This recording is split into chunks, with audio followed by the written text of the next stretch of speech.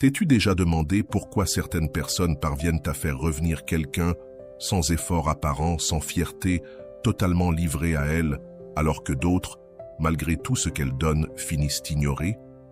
La réponse ne se trouve pas dans des astuces bon marché ou dans la manipulation émotionnelle, mais dans un principe ancien que peu de gens comprennent réellement. La majorité tombe dans la même erreur destructrice, croire qu'il faut toujours être présent, disponible, prêt à tout, pour être valorisé.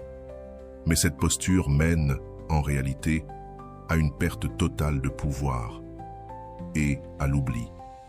Il existe un chemin totalement différent, un chemin qui éveille chez l'autre une forme d'inquiétude si profonde qu'il ou elle commence à te chercher sans même comprendre pourquoi. Les anciens stoïciens ont découvert une vérité puissante sur l'esprit humain. Un prince capable de transformer une personne ordinaire en quelqu'un d'impossible à ignorer. Il ne s'agit ni de froideur ni d'indifférence, mais de déclencher des mécanismes invisibles qui retirent le contrôle émotionnel à l'autre.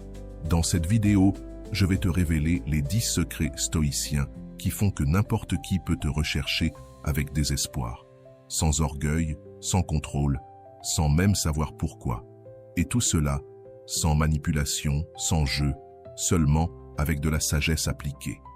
Écris en commentaire, je suis la valeur qu'on a perdue. Cela ancrera en toi le premier pas pour attirer de nouveau ce qui semblait perdu. Tu te souviens de ce moment où tu réalises que quelqu'un a disparu de ta vie et que soudainement, un vide étrange s'installe. C'est comme si quelque chose d'important avait été déplacé, sans que tu puisses dire quoi exactement.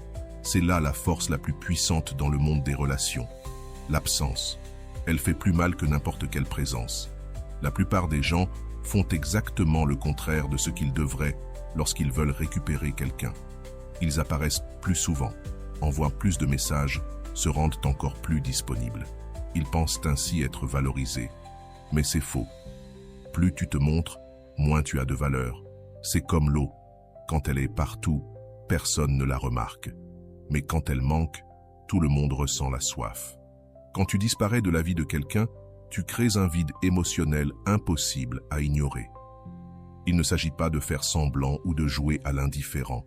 Il s'agit de comprendre que ta présence constante efface tout mystère et tout désir. Tu deviens banal, prévisible, ennuyeux. Réfléchis, quand tu perds quelque chose que tu aimais vraiment, tu n'y penses pas tout le temps, mais tu te surprends à espérer son retour. C'est pareil pour les relations.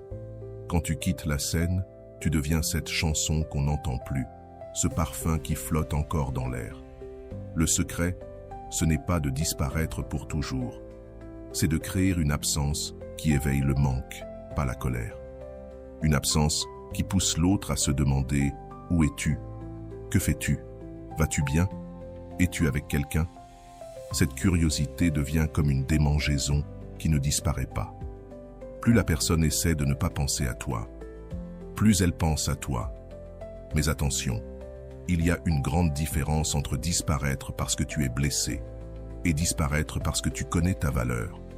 Si tu le fais par douleur, par colère ou par vengeance, cela se voit. La personne sent que tu fais un drame, que tu cherches à attirer l'attention, et tu perds tout ton pouvoir. Mais si tu disparais parce que tu as une vie, des priorités, un monde intérieur riche, alors tu deviens intrigant. La vraie absence, ce n'est pas de punir, c'est de choisir de consacrer ton énergie à ce qui compte vraiment. C'est vivre une vie si intéressante que tu n'es tout simplement pas toujours disponible. Avant de continuer, si tu n'es pas encore abonné à ma chaîne YouTube, je t'invite à le faire dès maintenant. En t'abonnant, tu seras informé de toutes mes nouvelles vidéos, ce qui te permettra de ne rien manquer de contenu précieux. Quand l'autre se rend compte que tu ne l'attends pas, que tu avances sans lui, c'est là que l'impact est réel. Tu réveilles chez lui cette sensation. J'ai perdu quelqu'un de précieux. Regarde ce qui se passe quand on veut acheter quelque chose. Si c'est toujours disponible, on attend. Mais s'il ne reste que quelques pièces ou si l'offre est limitée, on se précipite. Les sentiments, c'est pareil. Ce qui est toujours là perd de sa valeur. Ce qui peut s'en aller devient précieux. La personne toujours disponible, toujours prête à répondre, toujours libre pour une rencontre, envoie un message clair. Je n'ai rien d'autre de plus intéressant dans ma vie. Et ça, ce n'est pas attirant. Mais quand tu as ton emploi du temps, tes projets, tes engagements, l'autre se rend compte qu'il doit faire de la place pour toi, et c'est ça qui change tout. L'amour, ce n'est pas être cruel ou insensible. C'est avoir assez d'amour pour soi pour ne pas mendier l'attention. Quand tu cesses de poursuivre, quand tu n'es plus toujours là, tu obliges l'autre à sortir de sa zone de confort. Il ne peut plus te donner des miettes quand ça lui chante, car tu n'es plus là pour les ramasser. Ce vieux dicton est vrai, on ne valorise qu'une fois qu'on a perdu. Mais pour que ça marche, l'autre doit vraiment ressentir qu'il a perdu quelque chose de rare, de précieux. Pas juste que tu fais un caprice. Tout est dans l'attitude. Tu disparais parce que tu vis ta vie, pas pour faire un drame. Et quand tu maîtrises cet art, quelque chose de magique se produit. L'autre commence à te chercher sans savoir pourquoi.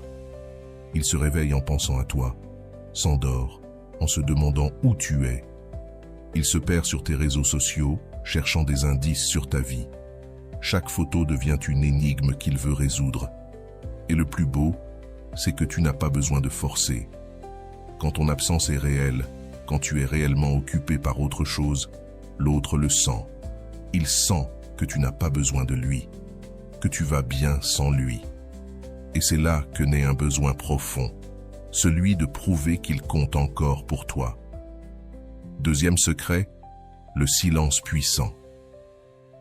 Tu savais que le silence pouvait être plus fort qu'un cri, plus puissant que 1000 mots? La plupart des gens ont peur du silence. Ils pensent qu'ils doivent parler, expliquer, se justifier, convaincre. Mais les sages de l'Antiquité le savaient déjà. Ceux qui parlent trop perdent leur pouvoir. Ceux qui savent se taire conquièrent les esprits et les cœurs. Quand quelqu'un te blesse, ton premier réflexe, c'est peut-être de parler, de te défendre, de crier ton point de vue. Mais en réalité, chaque mot devient une arme que l'autre peut utiliser contre toi. Le silence, lui, crée un vide que l'autre ressent. Quand tu ne réponds pas, quand tu n'expliques rien, quand tu ne tombes pas dans le jeu de la discussion, tu forces l'autre à rester seul avec ses pensées. Et là commencent les vraies questions. Pourquoi il ne répond pas? Qu'est-ce qu'il pense? Ai-je dit quelque chose de mal? Souviens-toi combien de fois tu es resté à ruminer une conversation où l'autre ne t'a rien dit, où son silence t'a fait plus d'effet qu'une longue explication. Le silence intelligent n'est pas là pour punir, il est là pour te protéger, pour choisir quand tes mots valent la peine d'être prononcés et quand il vaut mieux laisser tes actions parler à ta place. Tu n'as pas à répondre à toutes les provocations, tu n'as pas à expliquer ce que tout le monde n'est pas prêt à comprendre. Quand tu apprends à te taire au bon moment, l'autre ne peut plus te classer. Il ne peut plus deviner tes réactions. Tu deviens un mystère. Et ce mystère, il veut le percer. Mais il y a un art dans le silence. Tous les silences ne se valent pas. Le silence faible est celui qui est rempli de douleur, de colère refoulée, de mots que tu aurais voulu dire. Ce type de silence, l'autre personne le ressent de loin et il perd toute sa force. Le silence puissant, en revanche, naît de la paix intérieure. Il vient de cette certitude profonde que tu n'as rien à prouver à personne. Imagine deux situations. Dans la première, quelqu'un te dit quelque chose qui te blesse et tu exploses. Tu cries, tu pleures, tu dis tout ce que tu ressens. Dans la seconde, la personne dit la même chose. Mais toi, tu la regardes dans les yeux, tu ne dis rien et tu t'en vas. Laquelle de ces deux scènes va vraiment marquer l'esprit de l'autre? Laquelle va la faire douter de ses choix? Le silence te protège aussi de dire des choses que tu pourrais regretter. Combien de fois as-tu prononcé des mots dans la chaleur du moment que tu as ensuite regrettés? Combien de fois as-tu souhaité pouvoir revenir en arrière et garder la bouche fermée? Quand tu apprends à te taire, tu évites d'aggraver les choses. Et pourtant, tu gagnes en respect. Les gens sont habitués à ceux qui réagissent, qui entrent dans le jeu de la discussion, qui s'empressent d'expliquer ou de se justifier. Mais quand ils rencontrent quelqu'un qui reste calme, qui ne court pas derrière eux pour donner des explications, cela crée une forme d'admiration inconsciente. C'est comme s'ils pensaient « Waouh, Cette personne a une force intérieure que je n'ai pas. Le silence bien utilisé crée aussi un espace pour que l'autre ressente le manque de ta voix. Quand tu parles trop, ton opinion devient banale. Tes mots perdent de leur poids. Mais quand tu choisis avec soin ce que tu dis, chaque mot devient important. La personne écoute avec attention. Elle guette la moindre de tes réactions. Ne confonds pas cela avec de la froideur ou de l'indifférence. Le silence puissant ne signifie pas que tu ne ressens rien. Cela signifie simplement que tu ne laisses pas tes émotions contrôler tes réactions. Peut-être que tu ressens beaucoup à l'intérieur, mais à l'extérieur, tu montres du calme et de la maîtrise. Et c'est bien plus attirant que quelqu'un qui explose tout le temps. Ce qui est encore plus fascinant, c'est que le silence force l'autre à assumer ses actes. Quand tu ne cours plus après pour tout expliquer, pour tout résoudre, pour tout pardonner, la personne doit faire face au poids de ses propres choix. Elle ne t'a plus comme échappatoire à sa conscience coupable. Et avec le temps, ce silence perturbe sa tranquillité. Elle se demande ce que tu penses, si tu te soucies encore d'elle, si tu as déjà tourné la page. Et plus elle cherche à comprendre, plus elle devient désespérée de briser ce silence que tu as installé. Alors elle revient vers toi, sans fierté, cherchant à comprendre ce qui a changé. Souviens-toi, ceux qui parlent trop révèlent leur désespoir. Ceux qui savent quand se taire, eux, révèlent leur puissance. Le silence est le langage des forts, de ceux qui connaissent leur valeur et n'ont rien à prouver. Troisième point, le mystère naturel. T'es-tu déjà demandé pourquoi certaines personnes sont inoubliables, alors que d'autres, même belles et intéressantes, finissent par être oubliées? La différence ne réside pas dans l'apparence ou l'argent, mais dans une qualité invisible que peu savent cultiver. Le vrai mystère ne consiste pas à être faux ou à cacher qui tu es, mais à ne pas tout livrer à n'importe qui. La plupart des gens, lorsqu'ils aiment quelqu'un, commettent l'erreur de tout dévoiler dès les premiers rendez-vous. Ils parlent de leur enfance, de leurs ex, de leurs problèmes de famille, de leurs peurs, de leurs rêves, de leurs insécurités. Pensant créer une intimité, ils tuent en réalité toute forme de curiosité. C'est comme regarder un film en connaissant déjà la fin. Ça n'a plus aucun intérêt. Le mystère naturel, ce n'est pas mentir, ni inventer une vie. C'est se révéler lentement, comme on pèle un fruit avec délicatesse, pour savourer chaque morceau. Quand tu ne racontes pas tout d'un coup, l'autre ressent cette excitation de découvrir un trésor caché. Chaque conversation révèle une nouvelle facette de ta personnalité. Et c'est addictif. Pense aux personnes qui ont le plus éveillé ta curiosité. Ce n'étaient sûrement pas celles qui se sont livrées entièrement dès le début, mais celles qui laissaient quelques indices, qui disaient certaines choses et en taisaient d'autres, celles qui avaient des couches à découvrir. C'est ce sentiment que tu dois éveiller chez les autres. Quand tu es un livre ouvert dès le premier jour, la personne lit tout rapidement et c'est fini. Mais quand tu es comme ces livres qui cachent des secrets entre les pages, alors elle veut continuer à lire. Elle veut savoir ce qu'il y a encore à découvrir. Chaque rencontre tourne une nouvelle page de ton histoire. Le secret est de doser l'information. Tu peux parler de ton travail, mais tu n'as pas à dévoiler tous les détails de ta carrière. Tu peux dire que tu aimes voyager, mais sans montrer chaque photo de chaque lieu. Tu peux évoquer ta famille, mais inutile de raconter tous les drames. Laisse toujours un goût de « j'en veux encore ». Cela ne veut pas dire être froid ou distant. Tu peux être chaleureux, présent, attentionné, tout en gardant certaines parties de toi secrètes. En réalité, les personnes les plus captivantes sont comme ça. Elles s'impliquent émotionnellement, mais conservent certains mystères. Ce mystère se reflète aussi dans tes habitudes, ta routine. Quand tu mènes une vie riche et pleine de sens, mais que tu ne dévoiles pas chaque détail, tu attises naturellement la curiosité. L'autre se demande « Que fait-elle quand elle n'est pas avec moi ? À qui parle-t-elle ? Quels lieux fréquente-t-elle ? Quelles histoires a-t-elle encore à raconter ?» Il y a un pouvoir immense dans le fait d'avoir des choses dont tu ne parles pas. Pas par honte, mais par choix. Un passe-temps secret. Un lieu que tu aimes garder pour toi. Un rêve que tu gardes pour ton cœur seul. Quand l'autre réalise que tu as encore des couches non révélées, cela réveille un désir presque irrésistible de découvrir ce qui t'habite. Aujourd'hui, les réseaux sociaux ont tué le mystère. Tout le monde montre tout, chaque repas, chaque sortie, chaque pensée. Mais imagine le pouvoir d'être différent, de ne publier que certaines choses, tout en laissant d'autres pour ceux qui partagent ta vraie vie. La personne deviendra folle de ne pas savoir ce que tu gardes pour toi. Le vrai mystère, c'est aussi de ne pas être prévisible. Quand l'autre pense te connaître, tu lui montres une facette inattendue. Quand elle attend une certaine réaction, tu réagis autrement. Pas pour manipuler, mais parce que tu es une personne riche, complexe, fascinante. Les gens valorisent plus ce qu'ils doivent mériter. Si tu te livres totalement dès le début, il n'y aura plus rien à découvrir plus tard. Mais si tu te révèles lentement, comme si tu enlevais un à un les voiles, chaque découverte devient un cadeau. Et c'est ça, le plus beau dans le mystère naturel. Chaque relation devient unique. Tu ne montres pas tout à tout le monde.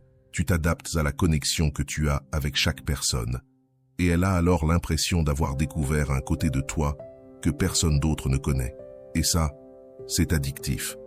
Quand tu maîtrises cet art, les gens sont fascinés par toi, sans pouvoir expliquer pourquoi. Ils savent juste que tu es spécial, que tu as de la profondeur, et qu'il y a toujours plus à découvrir.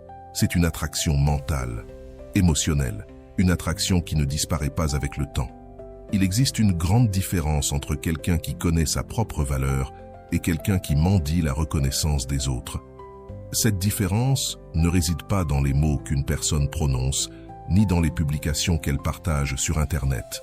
Elle se trouve dans une énergie invisible, une manière d'être, une posture intérieure qui fait que les autres la respectent et recherchent naturellement sa présence. La majorité des gens passent leur temps à chercher l'approbation. Ils font des choses pour impressionner, disent ce qu'ils pensent que les autres veulent entendre, modifient leur comportement selon la personne en face d'eux. Mais ce comportement produit souvent l'effet inverse. Au lieu d'être valorisés, ils apparaissent désespérés et perdent tout leur charme. Quand tu sais réellement ce que tu vaux, tu n'as rien à prouver. Tu ne changes pas ta personnalité pour plaire. Tu ne restes pas dans une relation simplement par peur d'être seul. Tu ne supplies pas pour de l'attention ou de l'affection. Tu es simplement toi-même. Et si quelqu'un ne voit pas ta valeur, ce n'est pas ton problème. Cela n'a rien à voir avec l'arrogance. Une personne arrogante rabaisse les autres pour se sentir importante. Mais une personne avec une véritable estime d'elle-même n'a besoin de piétiner personne. Elle brille d'elle-même, sans jamais éteindre la lumière des autres. Sa confiance est silencieuse, elle ne crie pas, elle ne s'affiche pas. Mais tout le monde la ressent.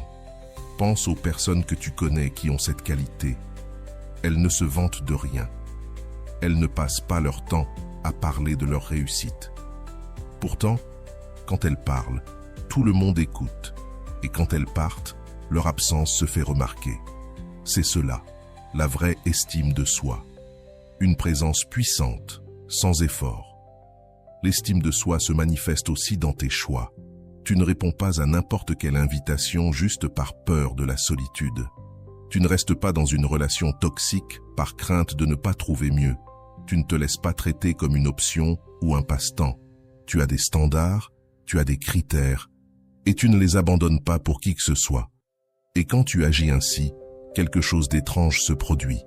Les gens commencent à se demander ce que tu as de si spécial pour être aussi sélectif. Ils veulent comprendre pourquoi tu ne te contentes pas du minimum, pourquoi tu sembles si certain de ce que tu mérites. Cette curiosité se transforme en désir. Ils veulent prouver qu'ils sont assez bien pour faire partie de ta vie. La véritable estime de soi naît de l'intérieur. Elle ne dépend pas des compliments, des likes ou du regard des autres. Tu sais que tu as des qualités uniques.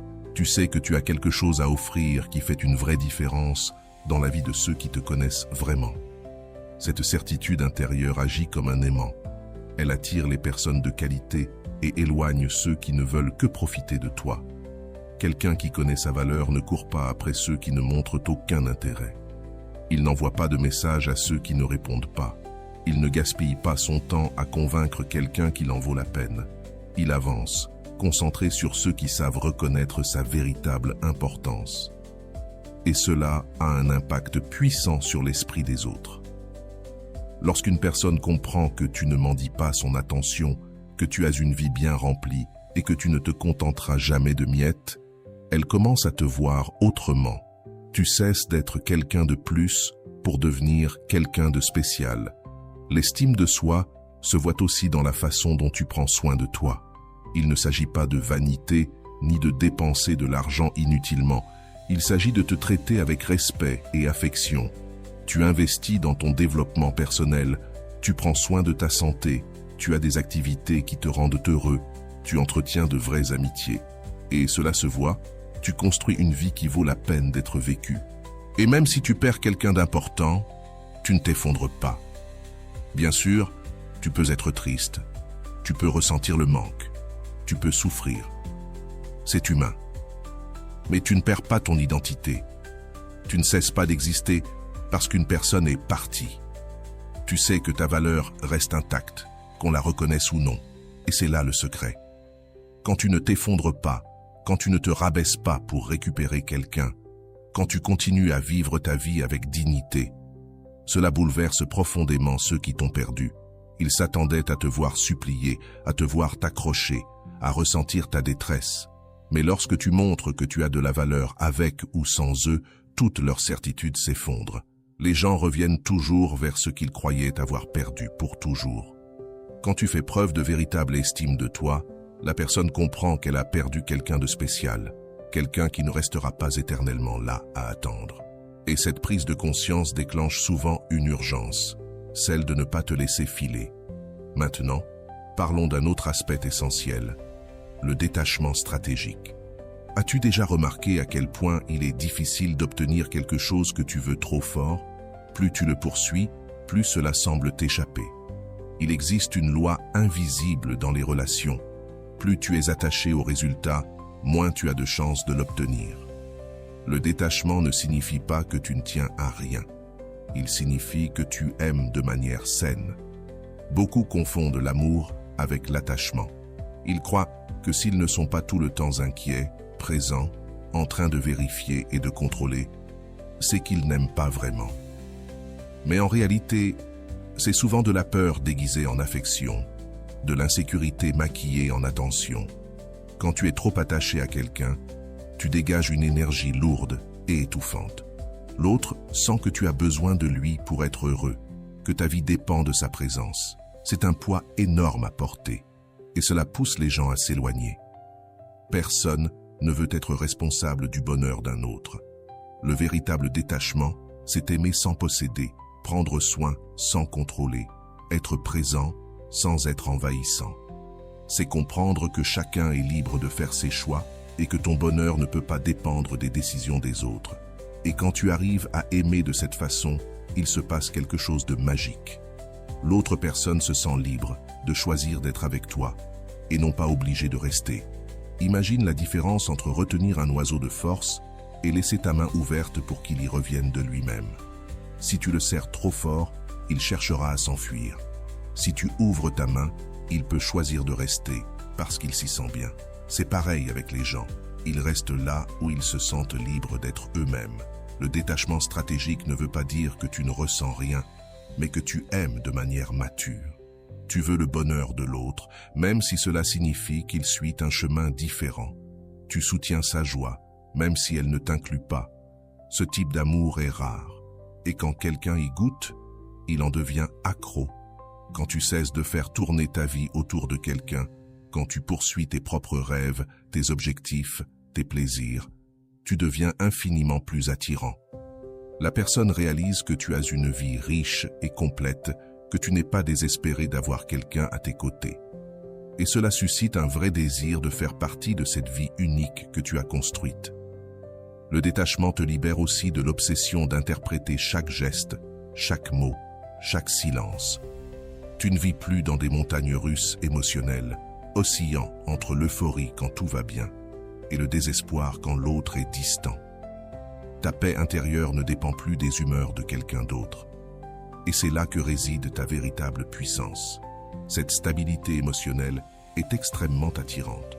Les gens se lassent de ceux qui oscillent sans cesse entre l'euphorie et le désespoir, entre les crises de jalousie et l'affection exagérée. Mais lorsqu'il rencontre quelqu'un qui possède une paix intérieure, qui ne se laisse pas facilement ébranler, qui garde son équilibre même dans les moments difficiles, cela éveille naturellement l'admiration et le respect. Le détachement stratégique te protège aussi des décisions prises sous l'impulsion du désespoir. Tu ne te contentes pas de miettes d'attention juste pour garder quelqu'un près de toi. Tu ne pardonnes pas tout simplement pour éviter un conflit. Tu ne changes pas ta personnalité pour plaire. Au contraire, tu gardes tes valeurs, tu poses tes limites, et c'est précisément cela qui pousse les autres à te respecter bien davantage. Quand tu n'es pas attaché aux résultats, tu peux être plus authentique.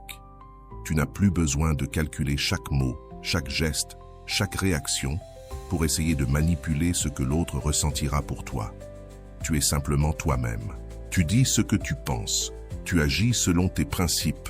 Et cette authenticité agit comme un aimant, surtout pour ceux qui ont l'habitude des masques, des faux semblants et de l'égoïsme. Le plus intéressant, c'est que le détachement crée une forme naturelle de rareté. Quand la personne réalise que tu n'es pas désespéré à l'idée de la garder dans ta vie, que tu ne vas pas supplier ni faire des folies pour la récupérer, son ego est touché. Elle commence à se poser des questions. Pourquoi ne me poursuit-il pas comme tous les autres? Cette question, plantée dans son esprit, grandit comme une graine. Elle commence à se demander si tu es vraiment si spécial, si elle a réellement autant de pouvoir sur toi qu'elle le croyait. Et lorsqu'elle comprend qu'elle peut véritablement te perdre, que tu ne seras pas toujours disponible, alors naît en elle un besoin désespéré de regagner ton attention. Le détachement stratégique t'ouvre aussi les yeux sur les gens tels qu'ils sont vraiment, pas tels que tu voudrais qu'ils soient. Quand tu n'es plus aveuglé par le besoin d'avoir quelqu'un à tes côtés, tu peux voir s'il te valorise sincèrement, s'il tient réellement à toi, s'il souhaite vraiment être présent dans ta vie. Cela t'évite de perdre du temps avec ceux qui ne le méritent pas. Rappelle-toi, ceux qui aiment vraiment veulent que tu sois libre de choisir. Et lorsque tu montres que tu es libre de choisir, mais que tu décides malgré tout de rester, cela a une valeur bien plus grande que de rester par obligation, par habitude ou par peur de la solitude. Le vrai détachement n'éloigne pas ceux qui t'aiment vraiment. Au contraire, il les rapproche encore plus de toi. L'énergie inversée. Il existe une force invisible que peu de gens comprennent, mais qui peut changer radicalement le cours d'une relation. C'est comme un courant électrique entre deux personnes, et celui qui sait inverser ce courant détient le pouvoir de transformer le rejet en désir, l'indifférence en obsession. Il s'agit d'utiliser l'énergie que l'autre t'envoie et de la renvoyer, multiplier, mais dans la direction opposée. Souvent, lorsqu'on nous traite mal, notre réaction naturelle est de répondre de la même manière. Si la personne est froide, on devient froid. Si elle s'éloigne, on s'éloigne davantage. Si elle nous ignore, on l'ignore aussi. Mais c'est précisément ce qu'elle attend. Et quand tu fais ce qui est prévisible, tu perds tout le pouvoir de surprendre. L'énergie inversée fonctionne différemment. Quand on s'attend à ce que tu t'énerves, tu réponds avec calme. Quand on espère que tu t'effondres, tu montres ta tranquillité. Quand on pense que tu vas courir après, tu t'éloignes avec élégance. Cette inversion crée un court-circuit mental chez l'autre, car elle ne peut pas te ranger dans ses schémas habituels. Imagine qu'une personne te parle avec froideur en espérant que tu réagisses avec colère. Mais toi, tu souris, tu dis quelque chose de gentil et tu t'en vas sans faire d'histoire. Cela va la hanter pendant des jours. Elle se demandera pourquoi tu n'as pas réagi comme prévu, ce que tu pensais réellement, si tu t'en fichais ou si tu es plus fort qu'elle ne l'imaginait. Cette technique fonctionne parce qu'elle brise les attentes. Chacun de nous a un modèle mental des réactions possibles des autres. Quand quelqu'un réagit comme prévu, on confirme nos croyances et on passe à autre chose. Mais quand quelqu'un réagit de façon totalement différente, cela crée une curiosité irrésistible. L'énergie inversée démontre aussi une grande maturité émotionnelle. Quand tu ne te laisses pas entraîner dans la provocation, quand tu refuses d'entrer dans le jeu de la vengeance, quand tu gardes ta classe alors que l'autre perd la sienne, cela révèle une force intérieure impressionnante. Les gens respectent profondément ceux qui savent rester élégants, même dans l'adversité. Attention, il ne s'agit pas de faire semblant ou de réprimer tes émotions. Il est normal d'éprouver de la colère, de la peine ou de la déception. Mais la vraie différence réside dans la manière dont tu choisis d'exprimer ces émotions. Au lieu d'exploser, tu canalises cette énergie dans quelque chose de constructif. Tu l'utilises pour grandir. Par exemple, si quelqu'un se moque de toi pour te faire perdre ton sang-froid, transforme cette énergie en motivation pour élever ta vie. Si on t'ignore dans l'espoir que tu quémandes de l'attention, utilise cette énergie pour te concentrer sur tes projets personnels. Tu transformes le poison en médicament. Le plus puissant, avec l'énergie inversée, c'est qu'elle pousse l'autre à repenser toutes ses stratégies.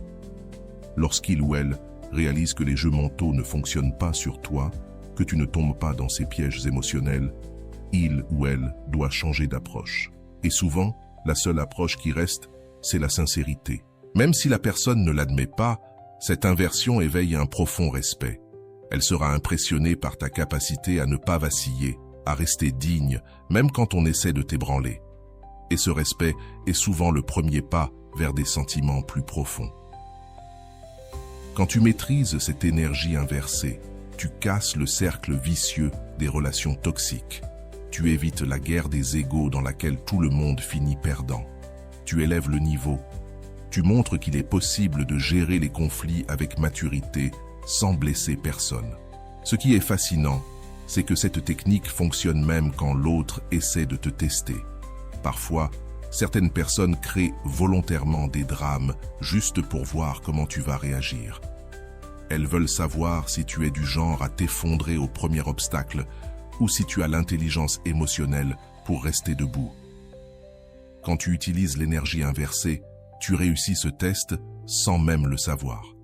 L'autre comprend que tu n'es pas comme la majorité, tu as le contrôle sur toi.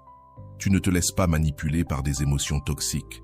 Et cela suscite une admiration inconsciente qui peut évoluer en quelque chose de beaucoup plus grand. Enfin, l'énergie inversée protège ta paix intérieure. Quand tu refuses de vibrer à la même fréquence négative que l'autre, quand tu ne te laisses pas contaminer par sa toxicité, tu préserves ton énergie. Et cette énergie propre, alignée, attire naturellement. Les gens veulent être proches de ceux qui les font se sentir bien. Retiens bien, il ne s'agit pas de tout accepter ou d'être passif. Il s'agit de choisir tes batailles avec sagesse. De ne pas gaspiller ton énergie sur ceux qui ne la méritent pas. De rester digne même quand d'autres s'effondrent. Et quand tu fais cela de manière constante, tu deviens irrésistible pour ceux qui comptent vraiment. La personne qui t'ignorait autrefois commence soudainement à ressentir un étrange vide et un besoin désespéré de redevenir le centre de ton attention. La majorité des gens font exactement l'inverse quand ils veulent conquérir quelqu'un. Ils y mettent toute leur énergie, tout leur temps, toute leur pensée. Ils se réveillent en pensant à cette personne, passent la journée à vérifier s'ils ont reçu un message, s'endorment en l'imaginant. Ils pensent qu'ainsi, ils gagneront son cœur. Mais en réalité, ils lui remettent tout leur pouvoir. Quand tu te focalises trop sur une personne, tu envoies un message silencieux, mais extrêmement clair. Ma vie tourne autour de toi. Tu es plus important que moi. Et ça, c'est l'opposé de ce qui est attirant. Personne ne tombe amoureux de quelqu'un qui le place si haut sur un piédestal qu'il s'efface lui-même dans le processus. On tombe amoureux de ceux qui ont une vie intéressante et choisissent de la partager avec nous. Rediriger ton attention ne signifie pas faire semblant de ne pas t'intéresser ou essayer de rendre l'autre jaloux. Cela signifie littéralement construire une vie si riche, si pleine de bonnes choses, que tu n'as même plus le temps de t'obséder pour une seule personne. Tu as un travail qui te passionne, des loisirs qui t'enthousiasment, des amis qui te font rire, des projets qui te motivent. Imagine deux situations. Dans la première, tu passes ta journée à attendre un message, à consulter ton téléphone toutes les 5 minutes, à annuler des plans dans l'espoir que cette personne t'écrive.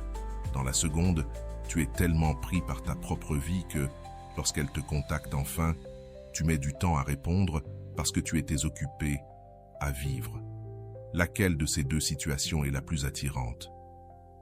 Quand tu rediriges ton attention vers toi-même, des choses très intéressantes commencent à se produire. D'abord, tu deviens plus intéressant parce que tu es en constant apprentissage, en évolution, en train de vivre de nouvelles expériences. Ensuite, tu deviens moins disponible ce qui augmente automatiquement ta valeur perçue. Enfin, tu cesses d'émettre cette énergie de besoin qui repousse les autres. Et ce qui est fascinant, c'est l'effet que cela a sur ceux qui étaient habitués à recevoir toute ton attention. Cette personne se sentait à l'aise en sachant que tu étais toujours là, toujours disponible, toujours focalisé sur elle.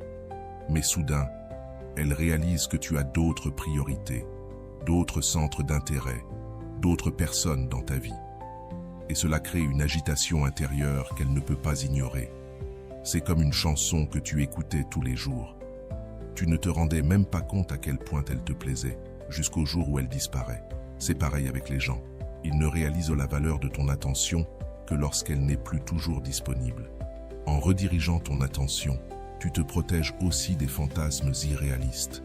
Quand tu es obsédé par quelqu'un, tu as tendance à l'idéaliser, à ignorer ses défauts, à lui prêter des qualités qu'elle n'a pas. Mais quand tu es centré sur d'autres choses, tu peux la voir telle qu'elle est vraiment, sans les filtres du besoin.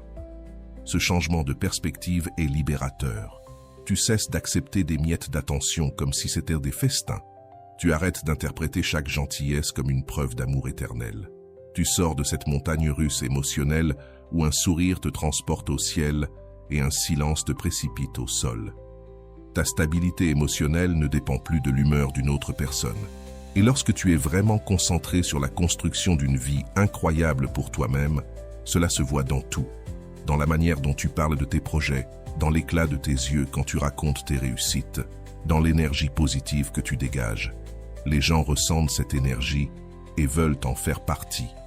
Ce qui est encore plus puissant, c'est que rediriger ton attention crée une rareté naturelle de ta présence. Quand tu n'es plus toujours disponible, toujours présent, toujours intéressé, l'autre doit se battre avec d'autres priorités pour obtenir ton temps. Et cela réveille un instinct de conquête qui était endormi. En ayant une vie riche et pleine, tu deviens une personne qui ajoute de la valeur à la vie des autres. Pas une charge, pas un fardeau, pas une personne dépendante. Tu deviens quelqu'un qui apporte des choses nouvelles, des expériences, des perspectives différentes. Et les gens veulent être entourés de ceux qui les élèvent, pas de ceux qui les tirent vers le bas. Ce recentrage développe aussi naturellement ta confiance. Quand tu accomplis des choses, que tu relèves des défis, que tu grandis, tu te sens automatiquement plus sûr de toi. Et cette vraie confiance, celle qui naît de tes propres efforts, est bien plus attirante que celle qui dépend du regard des autres. N'oublie jamais ceci, ceux qui t'aiment vraiment seront heureux de te voir évoluer, de te voir t'épanouir, de te voir construire une vie pleine. Et si quelqu'un est dérangé par le fait que tu ne lui consacres plus toute ton attention, c'est qu'il ne voulait pas ton bonheur, mais ta dépendance. Quand tu rediriges ton attention de manière sincère, tu ne récupères pas seulement ceux qui t'avaient perdu. Tu attires de bien meilleures personnes dans ta vie. Des personnes qui admirent ton indépendance, qui respectent tes accomplissements, qui veulent t'ajouter à leur vie, pas simplement recevoir ton attention inconditionnelle. Et enfin, parlons de la puissance de la présence rare. Il y a une grande différence entre être toujours disponible et être réellement spécial. La présence rare ne veut pas dire être distant ou jouer à un jeu. Cela signifie simplement comprendre que les choses les plus précieuses ne sont ni partout, ni toujours accessibles. Quand tu deviens une présence rare dans la vie de quelqu'un, tu deviens immédiatement plus désirable. La plupart des gens croient qu'ils doivent toujours être là, tout le temps, pour ne pas être oubliés. Ils répondent aux messages à la seconde, acceptent toutes les invitations, annulent leurs propres plans pour être disponibles. Mais en faisant cela, ils deviennent communs, prévisibles, sans aucune valeur particulière. Réfléchis à ce que tu valorises le plus dans ta vie. Ce ne sont probablement pas les choses que tu peux avoir tous les jours. Ce sont ces moments rares, ces expériences uniques, ces personnes qui ne sont pas toujours là, mais qui laissent une trace profonde. Les relations fonctionnent exactement de la même manière. Ce qui est toujours là perd de son charme. La rareté crée l'attente. Quand les gens savent qu'ils ne te verront pas à chaque instant, qu'ils n'ont pas un accès permanent à toi, chaque rencontre devient un événement spécial. Ils attendent avec impatience la prochaine occasion d'être en ta présence. Et ce n'est pas une question de jouer un rôle ou de prétendre être occupé. Une vraie présence rare vient d'une vie vraiment intéressante, d'un emploi du temps rempli de choses qui comptent. Tu as des projets qui t'enthousiasment, des amis à voir, des passions à entretenir. Quand tu deviens une présence rare, les gens savourent chaque moment passé avec toi. Ils sont pleinement présents. Ils ne consultent pas leur téléphone, ne pensent pas à autre chose. Ils savent que ton temps est précieux. Alors, ils en profitent pleinement. Et c'est là que la magie opère. Les gens ressentent souvent le besoin de protéger, de garder, de s'assurer que quelque chose ne leur échappe pas. Inconsciemment, ils commencent à te traiter comme un trésor qu'ils doivent préserver. Le plus intéressant, c'est de voir comment ta présence rare affecte la qualité de tes relations. Quand tu n'es pas toujours disponible, tu filtres automatiquement les personnes qui tiennent vraiment à toi. Ceux qui ne venaient vers toi que par convenance ou par ennui disparaîtront rapidement. Mais ceux qui te valorisent sincèrement feront l'effort de libérer du temps pour toi. Cette rareté te protège aussi des relations superficielles. Être toujours disponible, c'est risquer d'être vu comme une distraction, une échappatoire, une seconde option. Mais quand ta présence devient rare, les autres doivent faire preuve d'intention. Ils ne peuvent plus te chercher simplement quand ils n'ont rien de mieux à faire. Ce positionnement crée un cycle très positif. Plus tu deviens une présence spéciale, plus des personnes intéressantes veulent faire partie de ta vie. Et plus ta vie devient riche et pleine de sens, plus tu deviens rare. C'est comme une spirale ascendante qui t'élève vers des cercles sociaux de meilleure qualité. Souviens-toi, la rareté ne se mesure pas en quantité, mais en qualité. Tu peux voir quelqu'un une seule fois par mois, mais si cette rencontre est mémorable, elle aura bien plus de valeur que 50 rendez-vous sans âme.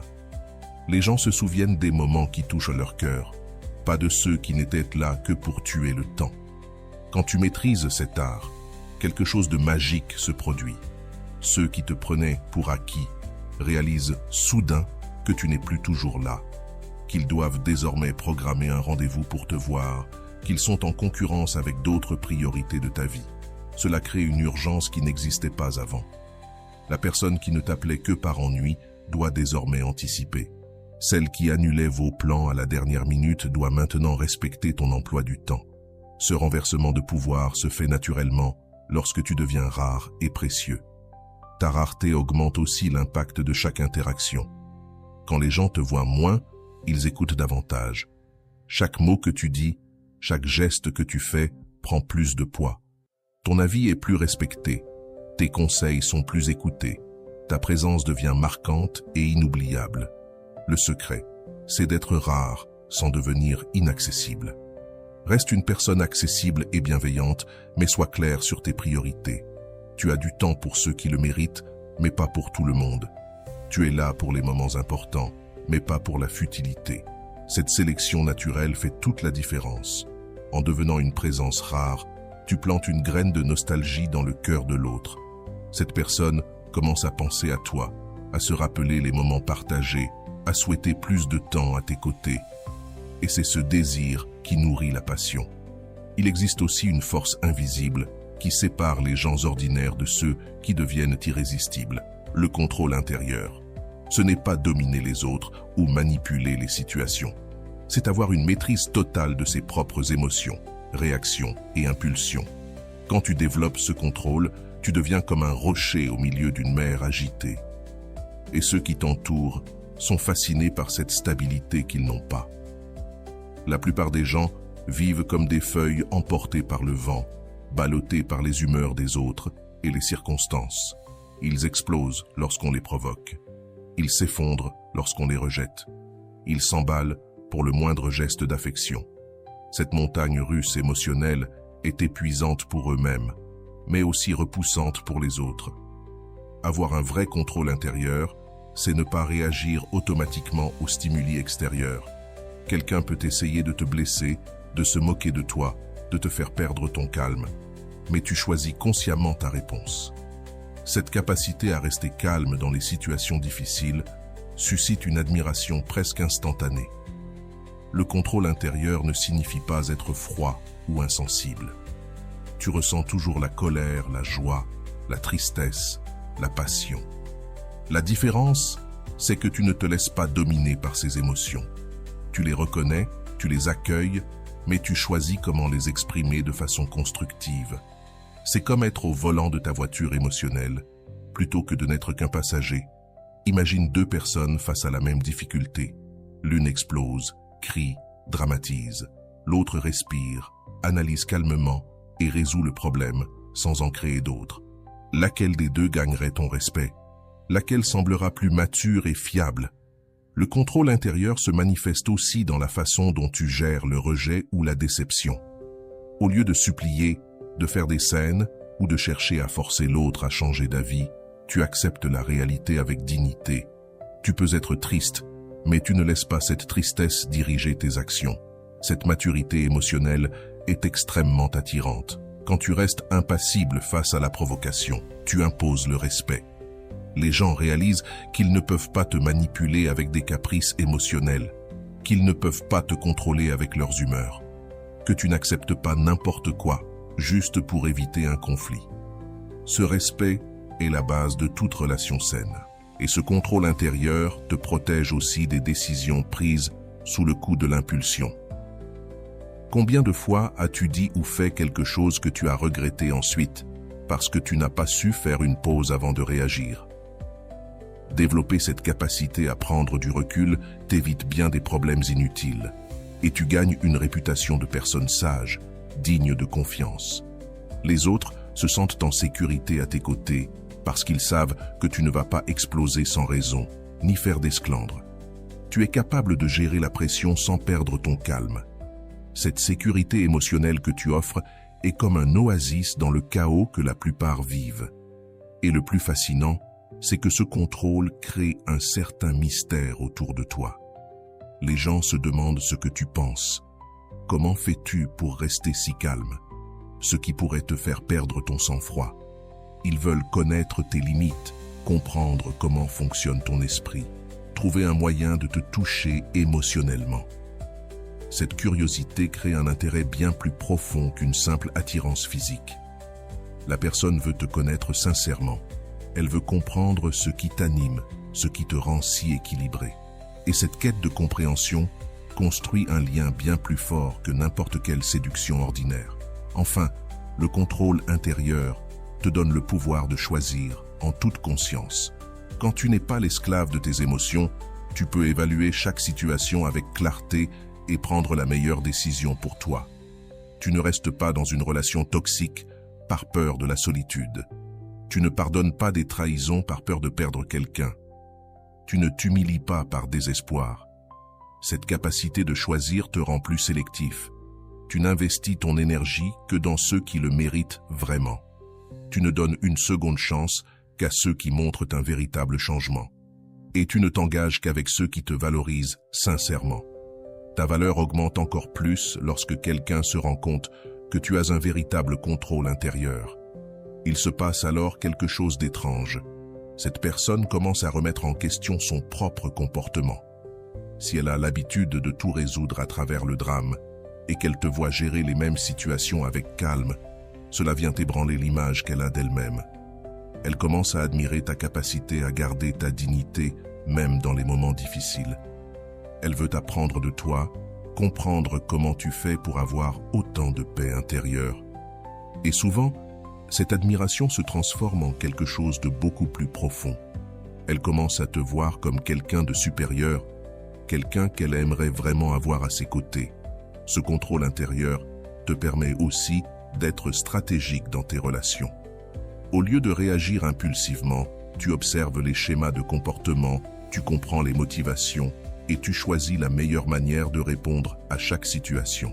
Tu deviens comme un joueur d'échecs qui pense plusieurs coups à l'avance. N'oublie jamais, les gens reviennent toujours chercher ce qui les faisait se sentir en sécurité. Quand tu es une source de stabilité émotionnelle dans un monde rempli d'agitation, tu deviens indispensable. Et quand cette personne perd cette sécurité que tu lui offrais, elle ressent un vide que personne d'autre ne peut combler. As-tu déjà remarqué que certaines personnes parviennent à attirer les autres sans même essayer? comme si elles éveillaient un intérêt authentique sans jamais utiliser de stratagème? C'est parce qu'elles ont maîtrisé l'art le plus puissant des relations, l'attraction indirecte. Il s'agit de devenir tellement intéressant, magnétique, spécial, que les autres gravitent naturellement vers toi. La plupart des gens cherchent à attirer les autres de façon directe et désespérée. Ils complimentent trop, font des faveurs exagérées, s'humilient pour plaire, parlent tout le temps de leurs sentiments. Ils pensent qu'ainsi, ils gagneront le cœur de quelqu'un, mais en réalité, ils éloignent toute possibilité de créer une véritable attraction. L'attraction indirecte, elle, fonctionne de manière complètement différente. Plutôt que d'essayer d'impressionner directement, tu te concentres sur le fait de devenir une version tellement incroyable de toi-même qu'on ne peut pas l'ignorer. Tu développes tes qualités, tu cultives tes talents, tu construis une vie intéressante et tu laisses cette vie parler pour toi. C'est comme la différence entre un vendeur désespéré qui insiste pour que tu achètes quelque chose et une magnifique vitrine qui t'attire naturellement. Lequel des deux suscite le plus de désir? Lequel te donne vraiment envie? La réponse est évidente. Personne ne peut résister à ce qui est naturellement attirant. Quand tu maîtrises l'attraction indirecte, tu n'as plus besoin de prouver ta valeur à quiconque. Ta valeur brille dans chaque conversation passionnante que tu as, dans chaque projet stimulant que tu développes, dans chaque histoire fascinante que tu racontes. Les gens sentent que tu es spécial, sans que tu aies à le dire. Le secret, c'est de développer des aspects authentiques de ta personnalité qui attirent naturellement. Ton humour, ton intelligence, ta créativité, ta générosité, ton courage. Et quand tu cultives ces qualités par amour de toi-même, et non pour impressionner, elles brillent d'une manière authentique. L'attraction indirecte crée aussi une dynamique bien plus saine dans les relations. Au lieu que l'autre se sente oppressé par des signes d'intérêt trop évidents, il ou elle commence naturellement à vouloir te connaître. C'est cette personne qui va poser des questions sur ta vie, chercher des opportunités pour te voir. Et cette inversion est très puissante, car elle donne à l'autre l'impression de te conquérir, au lieu de se sentir conquis. Or, tout le monde préfère sentir qu'il a choisi quelque chose, plutôt qu'on lui ait imposé. Quand quelqu'un sent qu'il a dû faire un petit effort pour éveiller ton intérêt, la valeur qu'il accorde à la relation augmente. L'attraction indirecte fonctionne aussi parce qu'elle réveille la curiosité naturelle. Quand tu ne déclares pas tes sentiments à tout bout de champ, quand tu ne montres pas clairement ton intérêt, tu crées un mystère que l'autre veut élucider. Elle se demande « Est-ce qu'il m'aime bien? Que pense-t-il de moi ?» Et cette agréable incertitude, c'est le carburant de la passion. Quand tout est trop clair, trop garanti, trop évident, il n'y a plus de place pour la fantaisie, pour l'imagination, pour cette délicieuse tension de ne pas savoir exactement où tu en es. L'attraction a besoin d'un peu de mystère pour s'épanouir. Ce qui est magnifique avec l'attraction indirecte, c'est qu'elle crée des relations fondées sur l'admiration sincère, pas sur le besoin ou le désespoir. La personne reste à tes côtés parce qu'elle admire vraiment qui tu es, pas parce que tu l'as convaincu ou supplié. Ce type d'attraction est bien plus durable, bien plus satisfaisant. Rappelle-toi, on tombe amoureux de ce qu'on découvre par soi-même, pas de ce qu'on nous force à regarder. Lorsque tu deviens naturellement attirant et que tu laisses l'autre découvrir tes qualités à son rythme, tu éveilles une passion beaucoup plus profonde. L'attraction indirecte, c'est être tellement extraordinaire que les autres ne peuvent pas t'ignorer, même quand tu ne cherches pas à les impressionner. C'est avoir une vie si passionnante que les autres veulent en faire partie.